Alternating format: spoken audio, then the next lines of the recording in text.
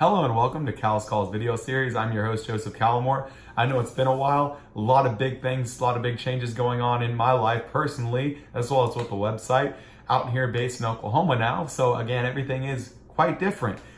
Everybody, between the people, the atmosphere, everything's changing. And with that, thank you so much for joining in.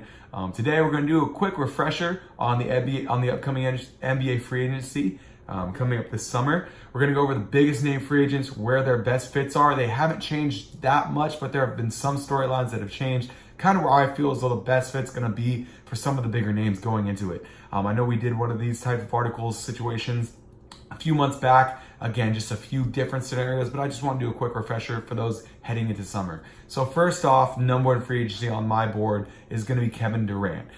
This guy, if he's going to leave Golden State, which is an absolutely fantastic situation for him, he's going to be wanting to go somewhere where it's also going to be a great situation, albeit probably not as great as the one he had in Golden State, depending upon what he truly wants. If he wants to be the star player, as well as go to a fantastic market with still a great supporting cast, I think the number one target for him has to be the Los Angeles Clippers. This team, this franchise is built to take in a star player this summer. I think he can be that. They're built to take in two, which goes into my number two free agent, Kawhi Leonard. Now, Kawhi, quite honestly, I think makes a lot of sense staying for the Raptors. In my opinion, best talent this franchise has ever had in its history. Might as well stay here, keep things rolling. It's going great. Even if they end up losing this series, doesn't matter to me.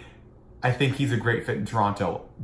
With that in mind, if Kevin Durant decides to go to LA first and Kawhi sees an opportunity to play with Durant and the rest of that team in LA, I think he goes to the Clippers. That's an amazing situation. I can only imagine a team that has both Kevin Durant and Kawhi Leonard, the offense and defense. I think both the best offensive player in the league as well as the best defensive player in the league. That would be a match made in heaven, especially for the new small ball era. Number three, it's debatable here. I think you have to go Kyrie. Quite honestly, I'm not as high as Kyrie going into the summer as I was at halfway point of the season. It hasn't been a huge drop off, but from what I've seen with Kemba Walker, it's enough to say I think Kemba is going to affect the team he goes to more than Kyrie Irving is going to affect the team he goes to. With that in mind, talent-wise, let's say number three is Kyrie Irving. The Brooklyn Nets right now make a lot of sense for him. Although playing him with D'Angelo Russell in the same backcourt is basically guaranteeing the other backcourt of the opposing team free points because the defense is not there, definitely below average. The offensive firepower of that duo would be fantastic. It'd be enough to get them single-handedly in the playoffs.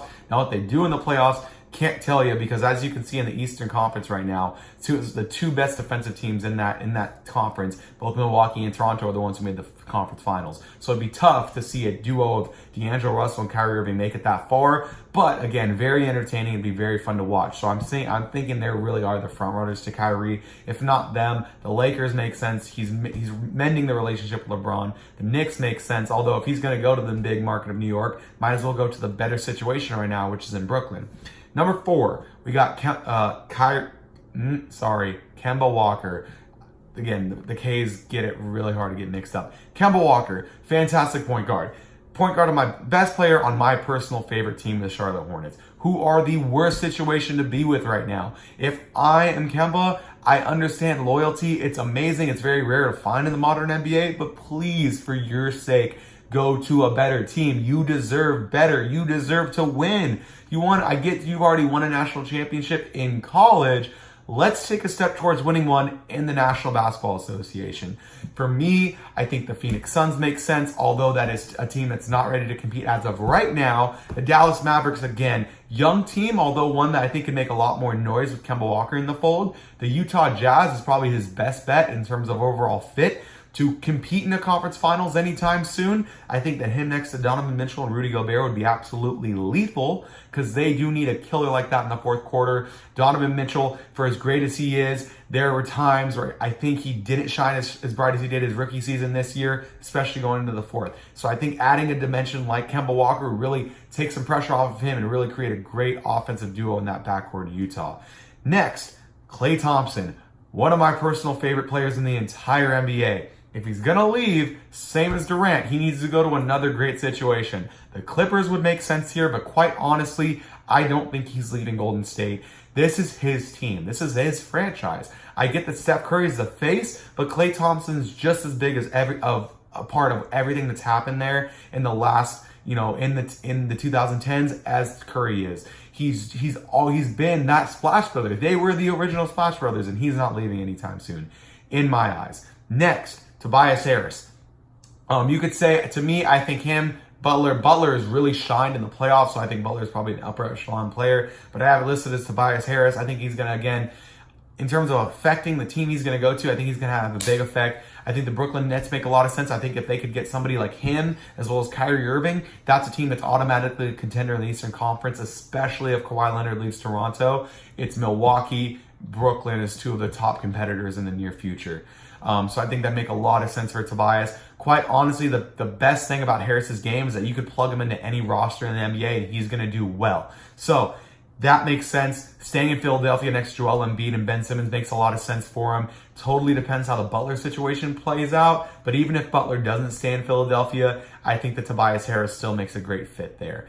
Moving on, going to his current teammate, Jimmy Butler. Where does this guy go? Quite honestly, he's been looking for a long-term home. I think Philadelphia could be that for him. Although, when he did request a trade from the Minnesota Timberwolves, one of the teams he was really interested in joining is the Miami Heat. Now, they would need to clear some room. They really need to make sure they get those really horrible contracts off their books before they take on a big max player like Butler. But they would make a lot of sense. The culture makes sense. Spoelstra's coached tough guys to coach in the past in LeBron James. So I think the personalities would mesh well. I think Pat Riley would be a great motivator to Butler. And although he wouldn't be in contention like he is with the Philadelphia 76ers right now, he may think of that as a better long-term option, staying and retiring on the beaches of Miami rather than the streets of Philadelphia, which is not the same if you've ever been.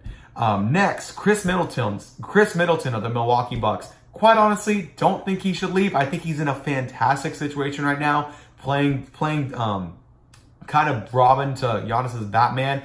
He's very underrated due to the fact that he's a little outshined by Giannis. And the Milwaukee Bucks, let's face it, although they're a fantastic team, don't get the media attention of some of the other bigger markets. So I think Chris Middleton's definitely a very underrated player.